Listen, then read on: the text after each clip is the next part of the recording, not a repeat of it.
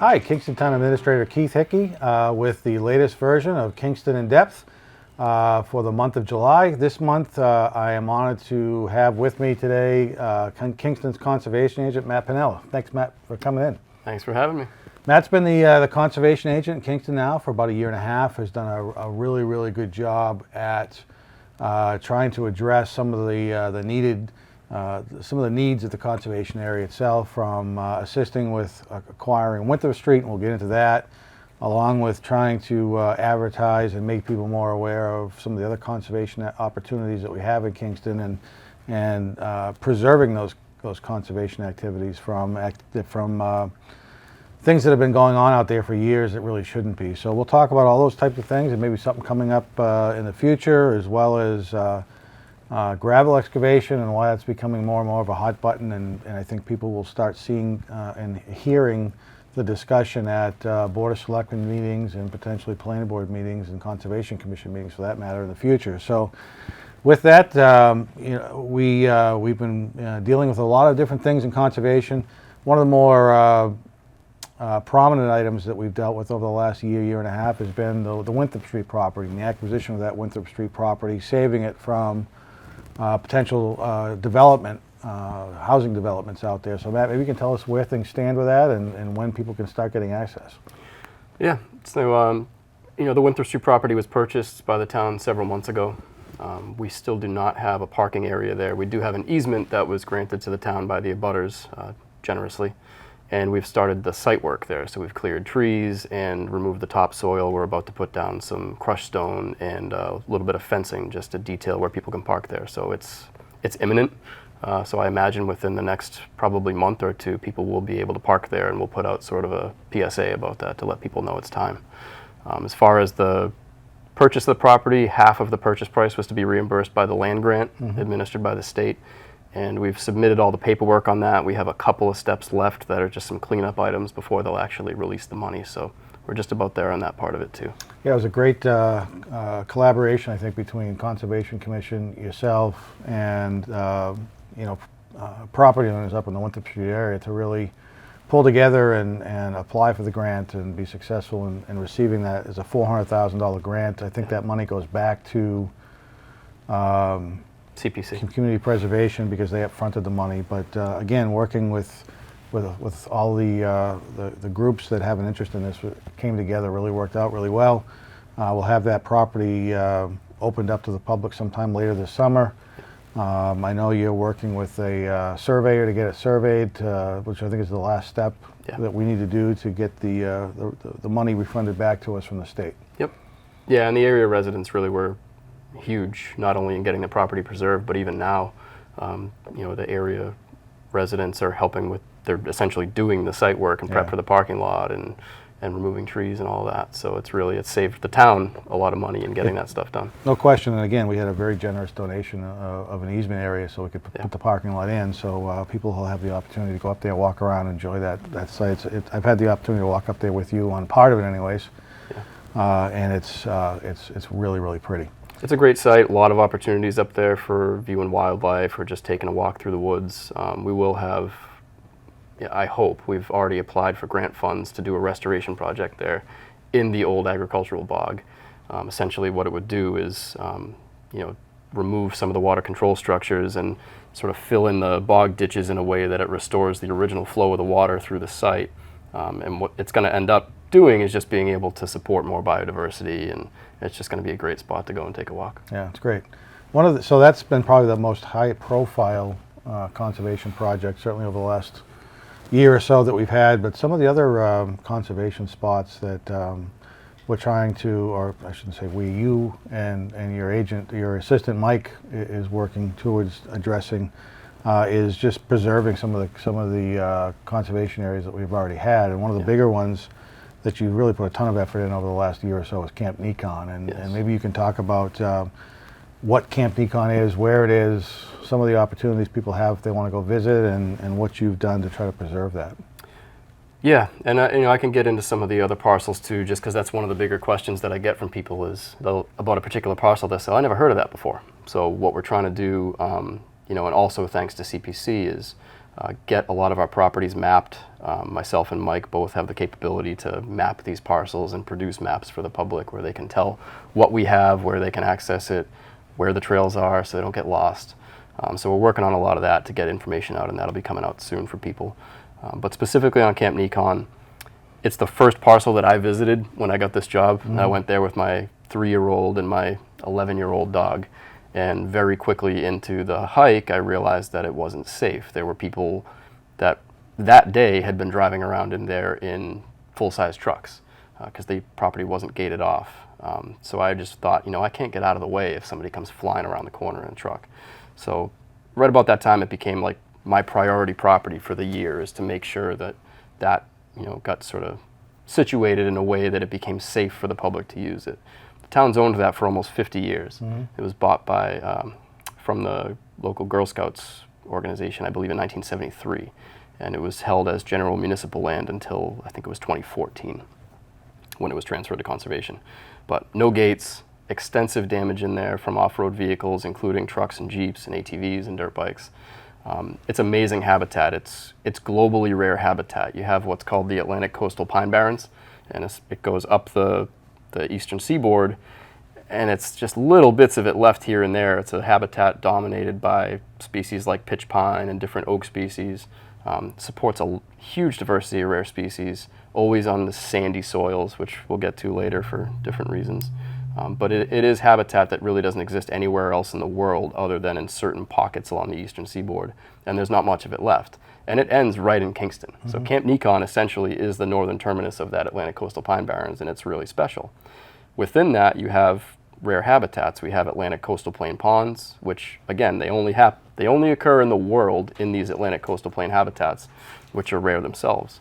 And extensive vernal pools. So the area is really hilly, and at the bottom of a lot of those hills, you have these vernal pools that you have wood frogs, spotted salamanders, and all sorts of other species using to breed every spring. Well, what's happened in there because of all the off-road vehicle activity is a lot of those pools are being filled in by sand running down off of the hills, because it only takes 1 or 2 times of somebody going up one of these hills to strip all the plants and topsoil off. And essentially at that point, it's hard to reverse that erosion. We have Atlantic Coastal Plain ponds that are being affected by it the same way. You have erosion coming down off of huge hills where you have 5 feet of erosion on the trail, all running down to the bottom of the hill, catching sediment from a fire pit area, an illegal fire pit area, heading straight into one of these coastal plain ponds. So it made me really sad. I said, we have to do something about this. And just like you said, I've been here about 1.5 years, and we've been able to get the main access points gated off. There's a local welder who gave us a really good price for getting some of that work done. And we've worked on getting a lot of the side trails blocked off. We worked with the fire department to make sure that what we're doing there isn't going to affect their ability to get in there and fight fire. These Pine Barrens habitats, they're fire prone. They're often fire managed, and these areas haven't had management in a long time. So it's important that the fire department can still get in there and do what they have to do. So we're at the point now where we have essentially, we might get a stray Jeep in there every now and then, but it was all weekend before. On weeknights, you'd constantly have trucks and Jeeps coming in and out of there. So we're getting to the point now where the property I can pretty much say is safe, and we're at the point now where we're going to start working on the trails to improve them and start getting the information out to the public. Come there, use it. The more you hike there, the less the other people are going to come there and use it for the wrong reasons. So on access, because I know I'm just rambling on about it now, because Nekon's one of my favorite topics. Monks Hill Road, which comes off of Nick's Rock Road over by the big sand pit area where Route 3 and Route 44 meet over by the mall. You can take Monks Hill Road all the way in, and there's a little, there's a decent sized circular dirt parking area, and there's a sign right out there that says Camp Nekon. There will be a kiosk there soon, and you can park there and access right from in there, or from Rabbith Road. You can access either from the mall or from Pondview Drive in the Indian Pond Estates neighborhood. And there's a gate that we've installed with some split rail fence, and there will be a sign there soon. So you can access the property from either side. We recently got a donation of a parcel on Pratt's Pond, and that's going to be added to Camp Nekon, so that makes just for a little bit more recreational opportunity in that area. And it's one of the things that I know you spearheaded was getting some cameras out there, some motion cameras, and so when something's going on out there, a vehicle of some kind that shouldn't be using the property is out there, you're notified of that. You reach out to the Kingston Police Department and we try to respond. One of the things that we discussed at the town meeting this spring during the capital improvement plan discussion and request for funding was a new police vehicle that would be there's a four-wheel drive pickup truck, would serve a lot of different purposes. Right now, even though they use Ford Explorers as primary patrol cars, those don't have the clearance, and we've had some issues in the past when the police have had to go off-road that we've damaged those and had to have some pretty expensive repairs made to those. So the truck itself will provide a variety of benefits to the town, one of which will be to address and patrol, to more regularly patrol some of our conservation land where we aren't able to get to very readily right now. So, again, Matt's done a great job at finding grant monies out there for a variety of projects that have allowed us to really conserve and keep the pristine conservation land that we're fortunate enough to have in the condition that it's in, and hope to continue to improve it moving forward. With that, there's some other projects that may be much less visible, but still worthy of talking about a little bit. I know the conservation group has been working on trying to deal with some improvements to some of the conservation items down at Grace Beach, and maybe you can just touch on that for a second. Yeah, that's probably one of our more visible projects, because anybody who's been at any of the great things they do at Grace Beach from the rec department, like the concerts on Tuesdays, has seen a big area with the orange construction fencing for a while now. And what that is we got a grant from the Office of Coastal Zone Management to deal with a stormwater issue. You essentially had stormwater coming off the playground and the main parking area and just rushing down the paved walkway and getting underneath the boardwalk, and then it would kind of crash out onto the beach and create a deep cut before running directly into the bay. So it's multi-tier issue. One of them is creating an issue on the beach itself, where the sand is being cut out and dumped into the bay, but also, stormwater typically carries contaminants, and we don't want those contaminants to get directly into the bay for a lot of reasons, so we want to get things in the ground. So what that project did was remove an unnecessary section of pavement and turf grass and make a bioretention area. It's almost done. All it needs is a little bit of tweaking and then planting. It'll be planted with native coastal tolerant plants. And it's already actually worked. We had a pretty good storm over the July 4th weekend, and I went to check on it on Tuesday morning, and you could see wood chips from, fresh wood chips from the playground area, where in the past we would have seen those out on the beach or in the bay, and they were all in that basin. You could tell the basin had filled up with water and everything in it had filtered down. Nothing made it out onto the beach. So even not being completed yet, it's already shown signs that it can do what it was intended to do. So we're really happy with that. Excellent. And if people might remember it at our Springtown meeting this year, a little bit of a confusing article to talk about, but fortunately, the people who were at town meeting supported this. And again, trying to be more aggressive with grant opportunities and trying to expand and improve our conservation holdings. You were able to present and get support for the town's match funding, if necessary, for some grants. Maybe you can give everybody an update on where those stand. Do I have to talk about fecal contamination again? I hope not. Yeah, so I know that was a little bit of a confusing article, and it was a project that has been ongoing for a few years through the design phases. Essentially, just a brief overview of what the project was is, past stormwater management practices didn't value wetlands, rivers, streams, so very often your municipal storm sewer systems, on your catch basins on the side of the road dumped directly into wetlands, and in this case, the Jones River. So on Elm Street, between Main Street and Brook Street, all of the stormwater there hits catch basins that dump directly into the Jones River. And these were essentially put in place as of 2010 when DOT did the whole bridge project there. And they still, at that point, weren't using best practices. So the Conservation Department received grant money to design a project that would take that stormwater and get it infiltrated to minimize inputs into the Jones River. Past studies have shown high levels of fecal contamination. I mean, at the end of the day, it's not great to talk about, but it's true. But it's important, You've got failed septic systems and things of that nature in that area. Dog waste. That are going direct, that are discharging directly into the Jones River. And one of the things that I distinctly remember about the conversation at town meeting and during the budget presentations was that area of the Jones River was one of the more impacted portions of the Jones River as far as contaminants getting into it. And again, we've got some responsibilities, I think, in my mind, and certainly in your mind, that we need to do a better job at preserving the natural resources we have in Kingston, because they are so special and for a variety of reasons, people just didn't appreciate that in the past, like they are now, and you're trying to meet those needs and address the shortcomings that may have come before us, and no fault of anybody's, but now we know what the issue is and we're trying to fix it. Right, you have downstream issues there where we are blessed in this area to have the Jones River estuary in Kingston Bay, which part of Duxbury, Plymouth Bay, and all of that.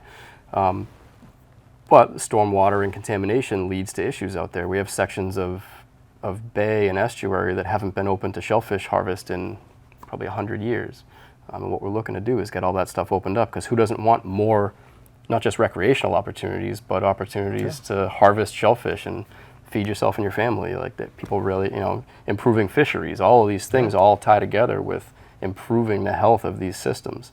Not only that, it ties into recreation by the closing of beaches. I mean, not that I can necessarily tie A to B, but that type of contamination is the reason why Grays Beach and Rocky Nook Beach get closed down. Last year they were closed, I believe, 4 different weekends. So anything we can do to minimize that. And it all ties really, and when they close is typically after a pretty heavy rainstorm. When the drainage structures and whatnot, there's a lot of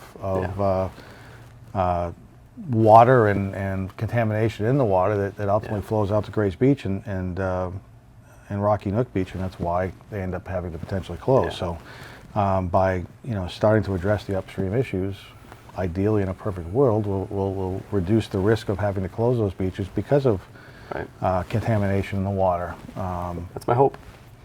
As a quick update on that, we have applied. There were 2 different grants that we were going to apply for. We have applied for the first one of those grants, and we're still waiting for the RFR to open on the second grant. We were told that it was going to be sometime in June. Now it's July, but we're essentially ready when it opens, and we hope it'll be soon. So hopefully the conservation area really doesn't get a lot of attention, or hasn't in the past. I think we've got an incredibly talented department between Mike and Matt, and what they can do and what they have done so far. And there's a lot of things that have happened since he's been here. There's a lot of good things that we hope to continue to happen as things move forward. If you have any questions on conservation, again, check the town webpage. They are going to be improving the information that's available to people out there, so you will know what our conservation options are, what you can and can't do on the properties, and make sure you know how to get there so you can enjoy them. Social media too, Facebook and Instagram. I believe it's at Kingston Conservation. Excellent. So with that, I want to thank everybody very much for watching. Thank Matt for coming in and sharing all of his conservation information. Appreciate that very much. And we'll talk to you again in about a month. Have a great day.